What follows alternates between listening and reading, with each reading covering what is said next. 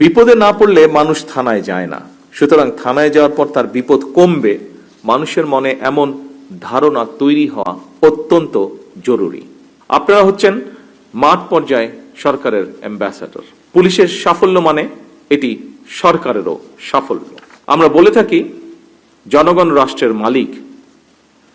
জনগণ যদি মালিক হয় তাহলে এই মালিক যখন বিপদে পড়ে থানায় যায় সেখানে তারা আপনাদের আচরণে যেন কিছুটা হলেও রাষ্ট্রের মালিকানা অনুভব করতে পারেন, সেটি নিশ্চিত করা আপনাদের দায়িত্বের অংশ বলে আমি মনে করি।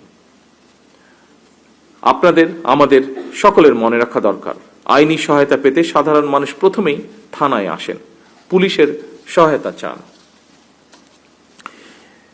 বিপদে না পড়লে মানুষ থানায় যায় না, সুতরাং থানায় যাওয়ার পর তার বিপদ কমবে মানুষের মনে এমন ধারণা তৈরি হওয়া অত্যন্ত জরুরি।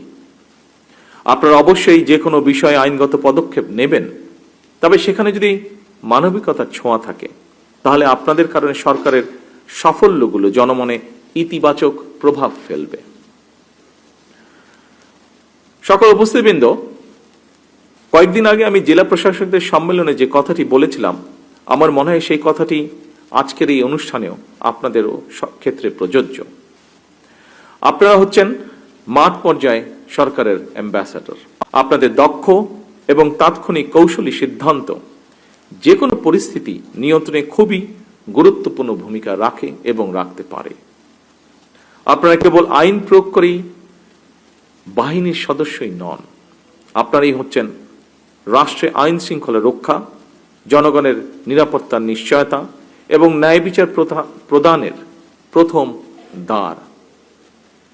সুতরাং পুলিশ যদি জনগণের কাছে বিশ্বাস এবং নিরাপত্তার প্রতীক হয়ে উঠতে পারে, সেখানেই একজন নাগরিক হিসেবে আমি মনে করি সেখানেই পুলিশের সবচেয়ে বড় সাফল্য। পুলিশের সাফল্য মানে এটি সরকারেরও সাফল্য।